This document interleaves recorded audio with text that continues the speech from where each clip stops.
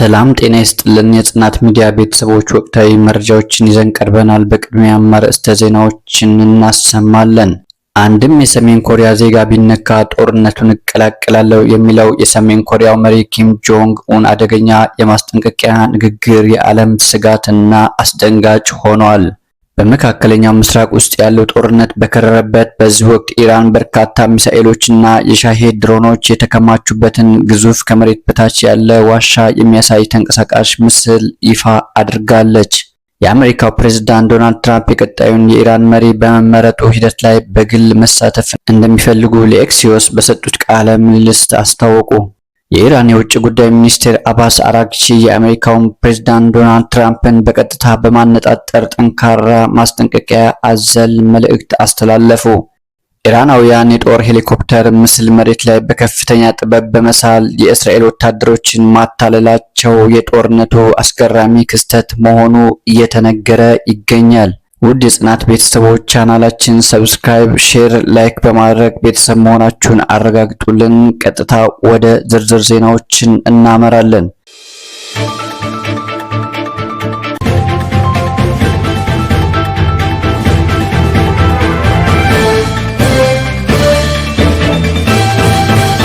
የአሜሪካው ፕሬዝዳንት ዶናልድ ትራምፕ የቀጣዩን የኢራን መሪ በመመረጡ ሂደት ላይ በግል መሳተፍ እንደሚፈልጉ ለኤክሲዮስ በሰጡት ቃለ ምልልስ አስታወቁ። ትራምፕ ከኢራን እስላማዊ ሪፐብሊክ የበላይ መሪ አያቶላህ አሊ ካሜሊ ህልፈት በኋላ አዲሱን የአገሪቱ መሪ በመሰየሙ ሂደት ላይ እሳቸው በግላቸው መሳተፍ እንደሚያስፈልጋቸው ገልጿል። ትራምፕ የሟቹ መሪ ልጅ የሆኑት ሙጅታባ ካሜሊ የአባታቸውን ተተኪ የመሆን ከፍተኛ እድል እንዳላቸው ለኤክሲዮስ አረጋግጠዋል። ይሁን እንጂ ሙጅታባ ካሜሊ የአባታቸውን ቦታ ተረክበው መሪ መሆናቸው ተቀባይነት የሌለው ውጤት እንደሆነም ትራምፕ በዚሁ ቃለ ምልልሳቸው አስገንዝበዋል። ይህ የትራምፕ አስተያየት አሜሪካ በቀጣይ በኢራን የውስጥ ፖለቲካና በመሪዎች ሽግግር ላይ ጠንከር ያለ ተጽዕኖ ለማሳደር ያላትን ፍላጎት የሚያሳይ ነው ተብሏል።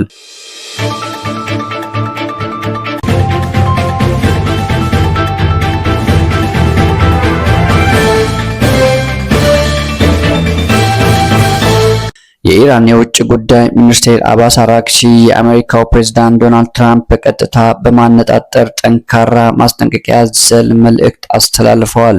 ከፍተኛው የኢራን ዲፕሎማት በኤክስ ማህበራዊ ትስስር ገጻቸው ላይ ባሰፈሩት ጽሑፍ ሚኒስትር ፕሬዝዳንት ንጹህና ፈጣን ወታደራዊ ድል ለማምጣት ታስበው የነበረው የመጀመሪያው እቅዶ ወይም ፕላን ኤ ከሽፏል ብለዋል።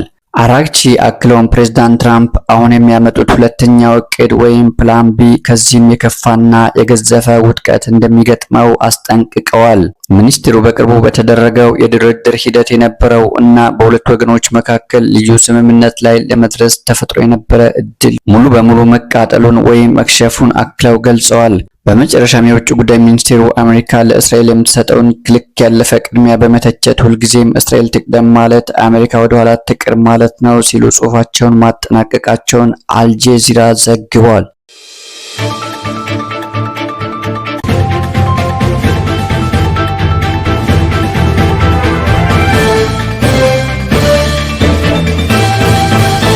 አንድም የሰሜን ኮሪያ ዜጋ ቢነካ ጦርነቱን እቀላቀላለሁ የሚለው የሰሜን ኮሪያው መሪ ኪም ጆንግ ኡን አደገኛ ማስጠንቀቂያ ንግግር የዓለም ስጋትና አስደንጋጭ ሆኗል። የዓለም ፖለቲካ እጅግ አስደንጋጭ በሆነ መልኩ የለወጠ መግለጫ ከሰሜን ኮሪያ ተሰምቷል።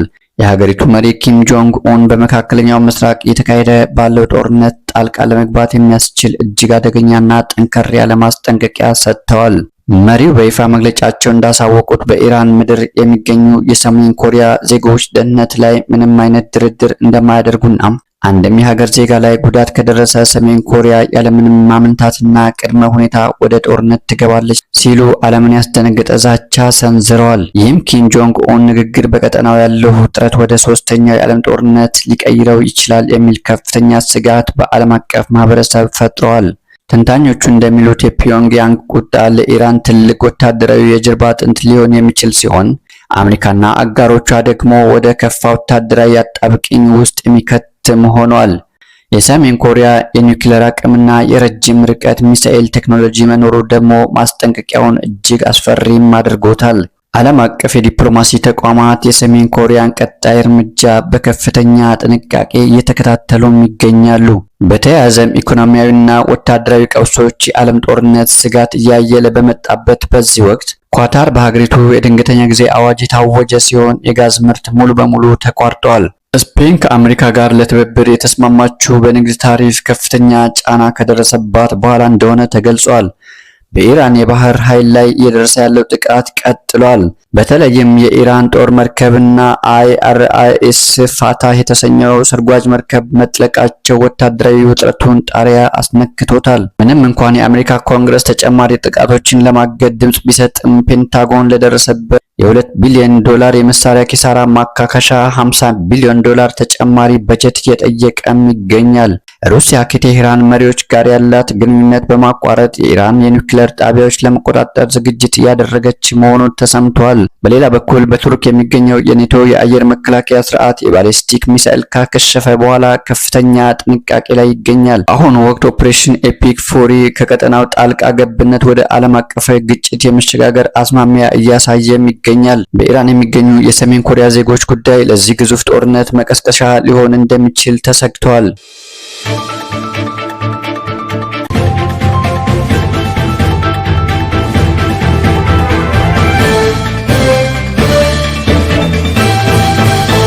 ኢራናውያን የጦር ሄሊኮፕተር ምስል መሬት ላይ በከፍተኛ ጥበብ በመሳል የእስራኤል ወታደሮችን ማታለላቸው የጦርነቱ አስገራሚ ክስተት መሆኑ እየተነገረ ይገኛል። በዘመናዊ የጦር መሳሪያዎች እና በረቀቀ ቴክኖሎጂ በሚካሄደው የመካከለኛው ምስራቅ ጦርነት ውስጥ የሰው ልጅ ብልሃት ቴክኖሎጂን ሲያሸንፍ የሚያሳይ አስገራሚ ክስተት ተፈጥሯል። የእስራኤል መከላከያ ሰራዊት በኢራን ላይ ባካሄደው ጥቃት አንድ ትልቅ የጦር ሄሊኮፕተር ማውደሙን የሚያሳይ ቪዲዮ አውጥቶ ነበር። ነገር ግን ጉዳዩን በጥልቀት የመረመሩ የጦር ትንታኔ ባለሙያዎች ቪዲዮ ሲመለከቱ የተመታው ሄሊኮፕተር ሳይሆን አስፋልት ላይ የተሳለ ባለ 3 ልኬት 3D ስዕል ሆኖ ተገኝቷል። ኢራናውያን ይህ የጦር ሄሊኮፕተር አምሳያ መሬት ላይ በከፍተኛ ጥበብ በመሳል ከላይ ለሚመለከት አውሮፕላን ወይም ድሮን እውነተኛ ሄሊኮፕተር እንዲመስል አድርገውታል። የቦምቡ ፍንዳታ ሲከሰት ምንም አይነት የብረት ስብርባሪ ወይም የነዳጅ ቃጠሎ አልታየም። ስዕሉ እንዳለ መሬት ላይ ተለጥፎም ቀርቷል። እጅግ የሚገርመው ደግሞ የኪሳራው መጠን ሲሆን ኢራን ይህንን ለማዘጋጀት ጥቂት ዶላሮችን ለቀለም ብቻ ስታወጣ፣ እስራኤል ግን ይህንን ስዕል ለማውደም በሚሊዮን ዶላር የሚገመት እጅግ ዘመናዊ ሚሳኤል ተጠቅማለች።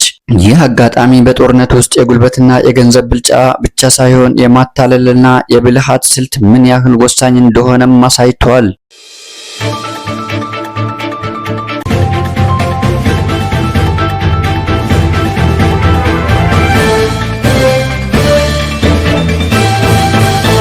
በመካከለኛው ምስራቅ ውስጥ ያለው ጦርነት በከረረበት በዚህ ወቅት ኢራን በርካታ ሚሳኤሎችና የሻሄድ ድሮኖች የተከማቹበትን ግዙፍ ከመሬት በታች ያለ ዋሻ የሚያሳይ ተንቀሳቃሽ ምስል ይፋ አድርጋለች። በመንግስት መገናኛ ብዙሃን የወጣው ይህ ተንቀሳቃሽ ምስል ረጅም በሆኑ የኮንክሪት ዋሻዎች ውስጥ በረድፍ የተሰደሩ የሮኬት መተኮሻዎችንና ሰው አልባ አውሮፕላኖችን ያሳያል።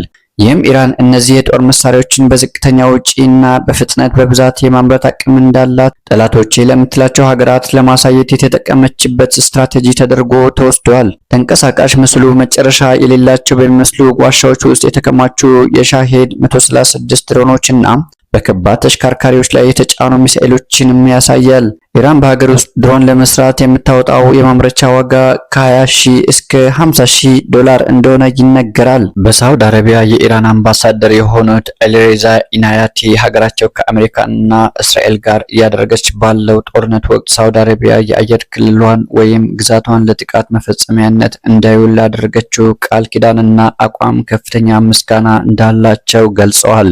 አምባሳደሩ ለአጃንስ ፍራንስ ፕሬስ የዜና ወኪል በሰጡት ማብራሪያ ከሳውዲ አረቢያ በተደጋጋሚ የሰማነው አቋም እናደንቃለን። ይህም የአየር ክልሏን፣ የውሃ አካሏን ወይም የየብስ ግዛቷን በእስላማዊቷ የኢራን ሪፐብሊክ ላይ ለሚሰነዘር ማንኛውም ጥቃት እንዳይውል አጥብቃ መከልከሏ ነው በማለት ተናግረዋል። ይህ የአሁኑ ጦርነት ከመፈንዳቱ በፊት ሪያድ በቴህራንና በዋሽንግተን መካከል ያለውን ውጥረት በሰላማዊ መንገድ ለማርገብ ለሚደረጉ የዲፕሎማሲ ጥረቶች ሙሉ ድጋፏን ስትሰጥ የነበረ ሲሆን የአየር ክልሏን በኢራን ላይ ለሚደረጉ ጥቃቶች መተላለፊያ እንደማይሆን በይፋ ቃል ገብታ እንደነበር ዘገባው አስታውሷል።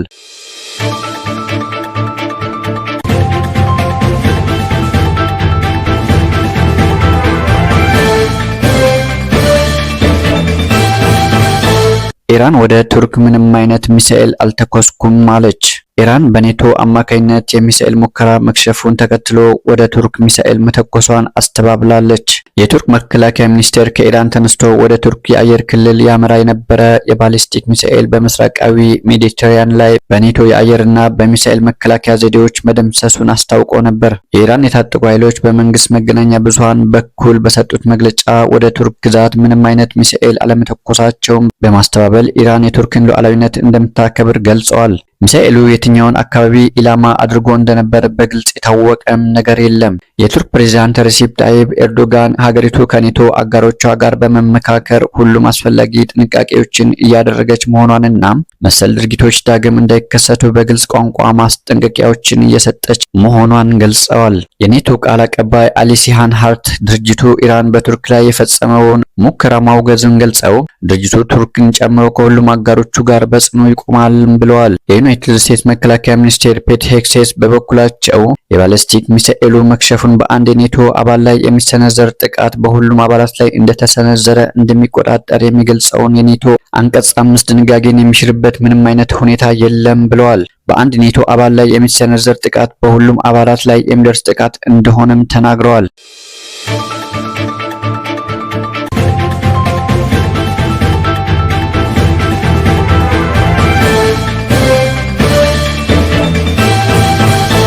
አሜሪካ እና እስራኤል በኢራን ላይ የምድር ጦር የሚያሰማሩ ከሆነ ሱዳን ለኢራን ሙሉ በሙሉ ወታደራዊ ድጋፍ እንደምትሰጥ እና ወታደሮቿን እንደምትልክ አንድ ከፍተኛ የሱዳን ጦር ጄኔራል አስታወቁ። ይህ ያልተጠበቀ እና ቀጠናዊ ውጥረት ሊያባብስ የሚችል መግለጫ በሱዳን እና በኢራን መካከል እያደገ የመጣውን የጠበቀ ወታደራዊና ዲፕሎማሲያዊ ግንኙነት በግልጽ የሚያሳይ ነው።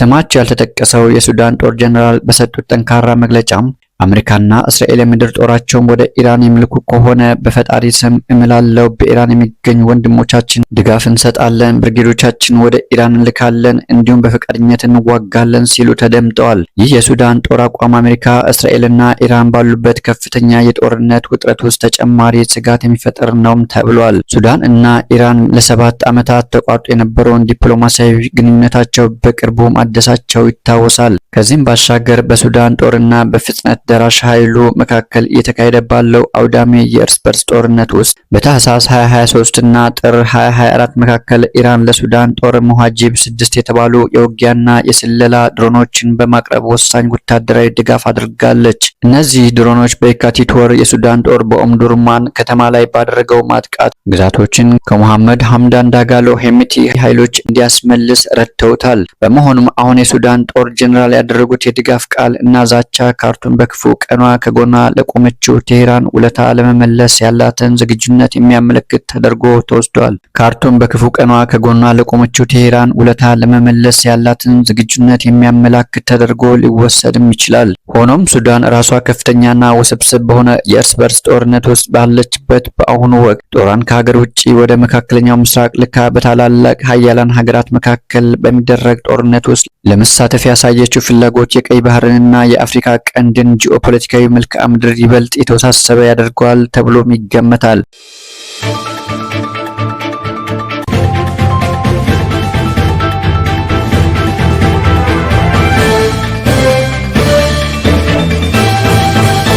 ውድ የጽናት ሚዲያ ቤተሰቦች ለሰዓቱ የያዝናቸው መረጃዎች በዚሁ አጠናቀናል። ይህንን ቻናል ሰብስክራይብ፣ ላይክ፣ ሼር በማድረግ አብሮነታችሁ አይለየን። በቀጣይ ወቅታዊና ትኩስ መረጃ እስክንገናኝ ጥሩ ጊዜ ይሁንላችሁ።